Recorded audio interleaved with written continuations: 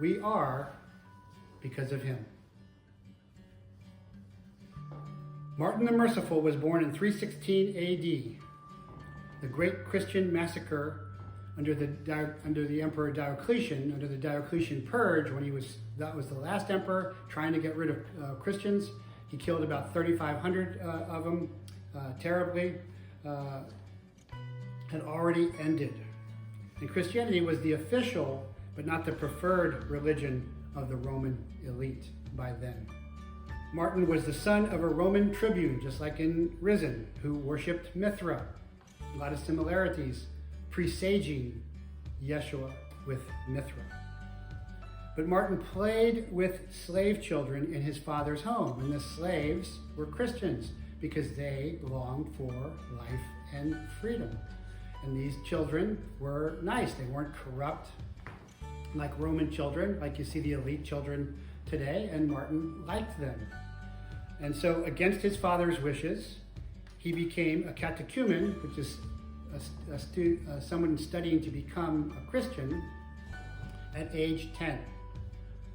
So his father didn't like that because that was not the cool religion. His father was all about the core, but he did it anyway because he grew up with these children. That's really important for where we're going, because what I'm really teaching now, even though I'm mostly teaching to adults, I'm really doing it for the children. I talked about this at GAM. And I know that lesson from the tribes, of the 7th generation, doing it for the children. So he became a catechumen, which is, he didn't just become a Christian, he was studying to be a Christian, and he starts at age 10.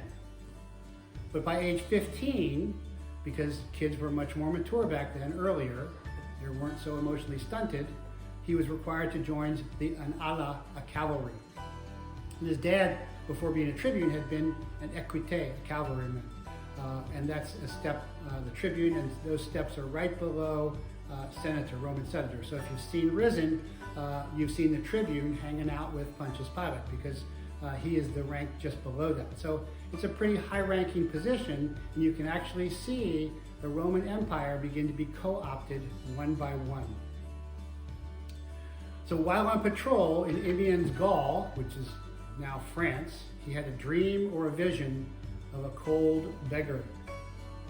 And the beggar was shivering against a wall, and he's on his horse with his sword and his cape. So he took his sword and slit his cape, giving half to the beggar. And then that night he dreamed of Yeshua wearing the cape and telling the angels, "Look, Martin has clothed me." Which of course is scripture is, whatever you do for the least of my brethren, you do for me. But in the morning, the cape was whole. And after that, Martin was all in. I know that from my near-death experience, because everything was changed for him. So then Martin refused to bear arms. He would carry his sword, but he was not going to use it. So he was court-martialed, but he declared he would go into battle. He simply would not shed blood. This is an early predecessor of a Desmond Doss. And so eventually the court-martial was canceled and he was discharged.